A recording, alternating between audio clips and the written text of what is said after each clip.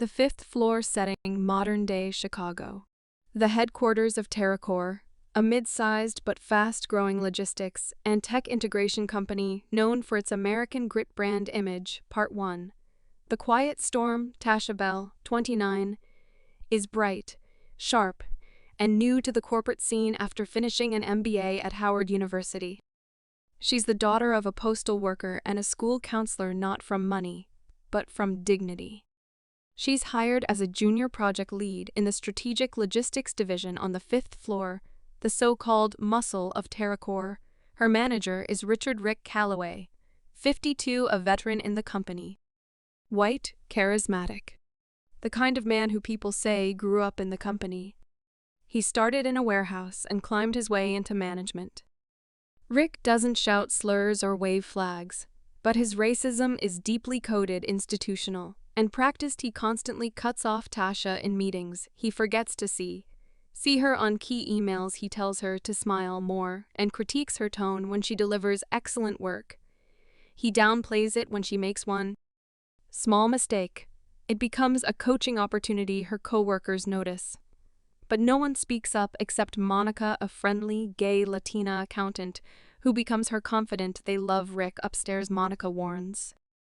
Watch your back. Tasha doesn't push back. She listens. She documents every meeting, every slight.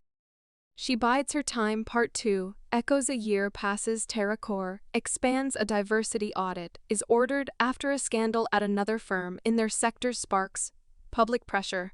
Most see it as PR fluff. But for Taka crack in the wall, she submits a formal complaint, not just about Rick, but about the pattern. The paper trail is meticulous. HR is hesitant. But the data doesn't lie. Result: Rick isn't fired, but he's demoted. Officially for management misalignment, he's stripped of team leadership and assigned to operations analytics, a boring but critical role. Tasha is promoted. She is made team lead, and within another year, regional director, reporting directly to the executive suite. She's now Rick's boss. Rick is stunned. Humiliated, he avoids eye contact in meetings.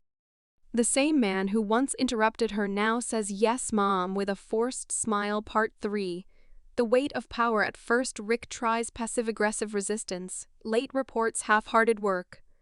But TerraCore is shifting. The company is now tracking management equity metrics. Tasha has earned respect. Across departments, she's not a diversity hire. She's seen as the smartest in the room. Rick, he's now a cautionary tale.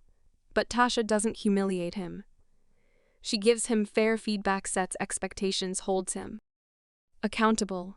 But she never stoops to cruelty. Her professionalism is unnerving to Rick, more unsettling than revenge. One day during a leadership off-site, Rick approaches her at the coffee table. Rick, I never saw this coming. Tasha, that's the thing about storms, they don't ask your permission. He tries to apologize, awkward, half-formed. Rick, look, I might have been hard on you back then, just old school ways, you know. Tasha, firmly, it wasn't old school, it was wrong. There's a long silence, and for once, Rick has no comeback. Part 4. Legacy. Years pass. Tasha is now vice president of operations.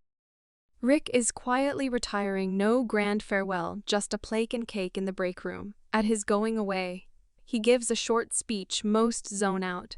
But then he says, I wasn't always the best manager. I let my pride and my fear guide how I treated people. One person in particular taught me what leadership really looks like, not just with smarts, but with grace. I'll always be grateful for that lesson. Some clap awkwardly.